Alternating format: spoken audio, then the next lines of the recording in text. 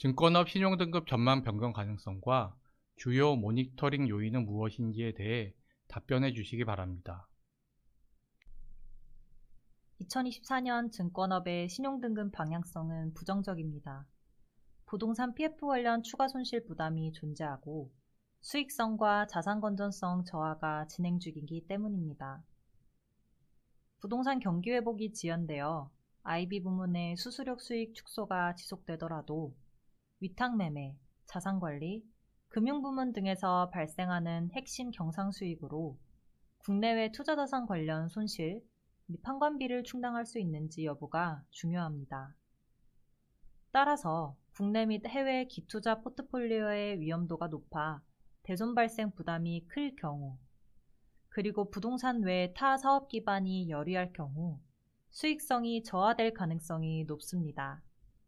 수익성 저하와 더불어 재무 안정성이 저하되는 경우 신용등급 하방 압력으로 작용할 것입니다. 이러한 요소들을 종합적으로 고려하여 신용등급에 반영할 계획입니다. 이어서 캐피탈 산업에 대한 사전 질문입니다. 향후 금리 인하 기조 전망에도 불구하고 여전히 손실이 발생할 것으로 예상하는지에 대해 답변 요청드립니다. 향후에도 수익성 하락 및 부동산 PF 관련 손실 가능성이 높다고 보여집니다. 우선 기준금리 하향 가능성에도 불구하고 여전히 각 캐피탈사의 시장 조달 금리가 평균 조달 금리 대비 높게 유지될 것으로 예상됩니다.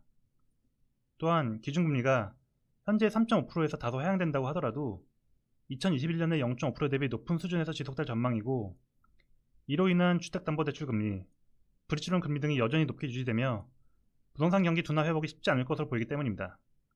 또한 이러한 브릿지론 금리 부담과 더불어 공사비가 크게 상승했기 때문에 현재 브릿지론 단계에 있는 상당수 사업장의 사업성이 과거 대비 많이 하락한 상태로 파악됩니다.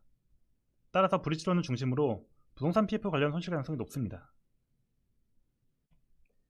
이어서 저축은행에 대한 사전 질문입니다. 저축은행 업계가 2023년 대규모 적자를 시현하였으나 부동산 익스포저 감안하면 추가 손실 가능성이 있어 보이는데 향후 전망은 어떠한지에 대해 답변 부탁드립니다. 먼저 질문에 대한 답변을 드리면 향후에도 부동산 PF 익스포저에서의 추가적인 손실은 불가피할 것으로 전망됩니다. 2023년 저축은행 업계에서 발생한 대규모 적자는 약 3.9조 원에 달하는 대손 상각비에 따른 영향이 가장 큰 것으로 보입니다. 다만 2023년 말 기준 본 PF와 브릿지론에 적립된 충당금은 전체 익스포저의 약 7%에 불과하며, 이는 당사가 추정하고 있는 부동산 PF 익스포저의 예상 손실 대비 충분하지 않은 것으로 판단합니다. 2023년 말 기준 요주의 이하 여신 비율이 크게 상승하고 있는 것과 달리 고정 이하 여신 비율의 상승폭은 제한적인 상황입니다.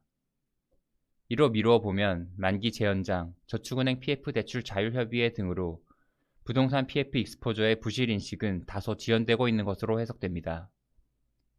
특히 브릿지론 사업장의 70% 이상이 이미 1회 이상 만기 연장된 사업장임을 고려하면 브릿지론을 중심으로 이연된 잠재부실 규모가 상당한 것으로 추정됩니다.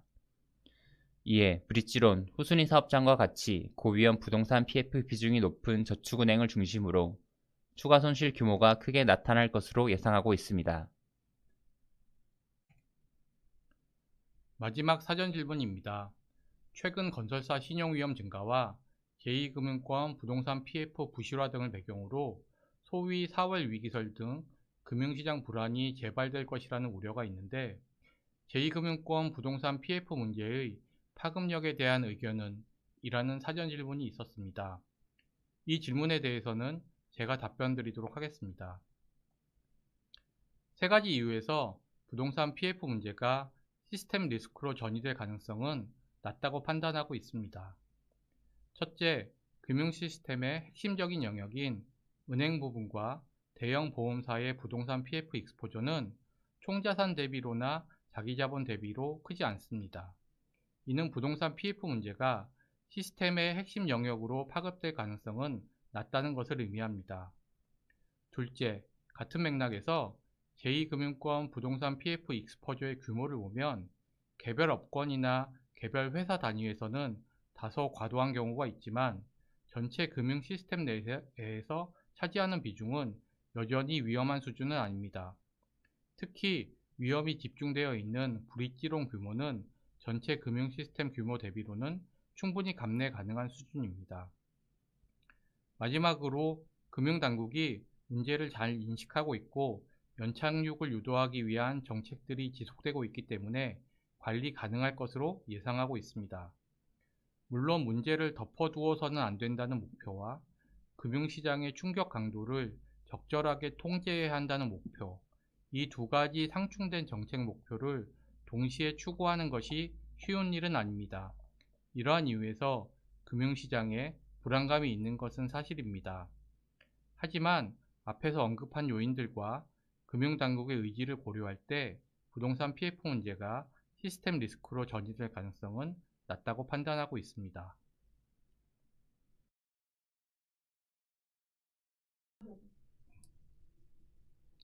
이어서 채팅창으로 보내주신 질문을 확인해 보겠습니다. 먼저 캐피탈사 관련 질문입니다.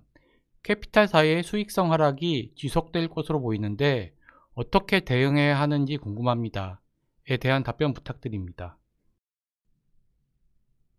네, 질문 주신 대로 당분간 캐피탈사의 수익성 하락 가능성이 존재하는데 2023년 수익성 하락에 큰 영향을 미쳤던 조달 비용률과 대손 비용률 상승이 이어질 것으로 예상되고 이 추세가 지속될 수 있습니다. 만약 예상 손실이 기존 대손 충당금 적립 규모를 상회한다면 향후 수년에 걸쳐 충당금을 적립하고 부동산 PF를 정리해야 하는데 우선 기적립 대손 충당금을 활용하고 자체적인 이익 창출력을 기반으로 추가적인 대손 충당금 적립이 최대한 이루어져야 할 것으로 판단됩니다. 이외에 자체 유동성이나 계열의 유상증자 등도 번할 수 있는 대응선으로 보고 있습니다. 이상입니다. 그럼 다음 질문 보도록 하겠습니다. 저축은행 관련 질문입니다. 부동산 PF 추가 손실 반영할 경우 순이익 적자가 지속될 것 같은데요. 저축은행 향후 신용등급은 어떻게 예상하시는지요에 대한 답변 부탁드립니다. 네, 2023년 대비 전반적인 실적이 저하됨에 따라 저축은행 업군의 신용등급 방향성은 부정적일 것으로 예상하고 있습니다.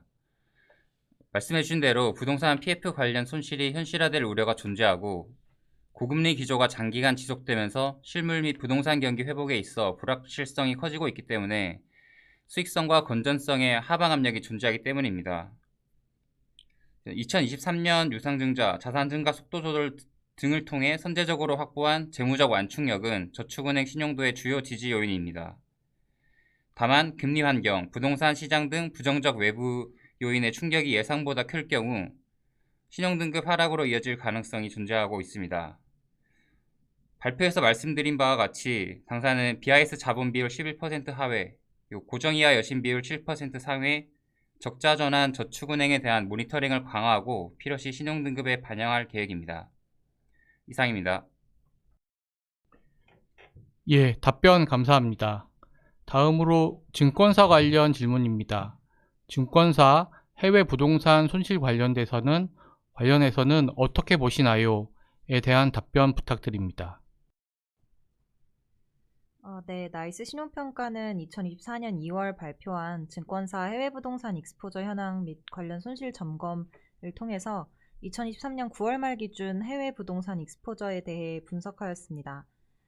당시 2023년 9월 말 기준 총 해외 부동산 펀드 8.3조 원 중에 약 4.6조 원의 펀드에서 평가 손실이 발생하였으며 해당 펀드들에 대해 약 1.8조 원의 평가 손실을 인식했다고 분석한 바 있습니다.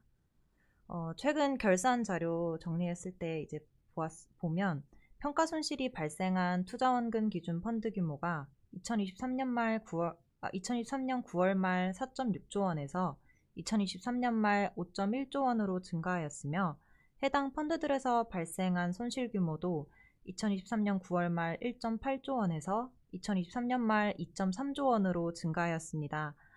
즉 증권업 전반적으로 해외 부동산 펀드 관련하여 2023년 4분기에만 약 4에서 5천억 원 규모의 평가 손실을 인식한 것으로 추정됩니다.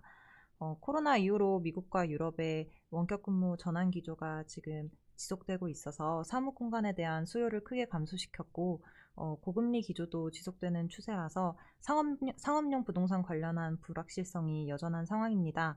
향후 증권업의 해외 부동산 관련 추가 손실 가능성에 대해 모니터링할 예정입니다. 이상입니다. 예, 다음 질문입니다. 시나리오 분석을 경락가율을 가공하여 조정하였는데요. 그럼 대량의 PF 관련 부동산 매물이 2024년 중에 매각 대상으로 나올 수 있다는 것을 의미하나요? 에 대해서는 제가 답변 드리도록 하겠습니다. 저희가 현재 부동산 PF 익스포저의 시장 가치를 반영하기 위해서 론투밸류와 경락가율을 사용해서 시나리오 테스트를 한 것입니다. 하지만 이러한 것들이 모든 부동산 관련 대출이 부동산 경공매를 통해서 처리된다는 것을 의미하지는 않고요.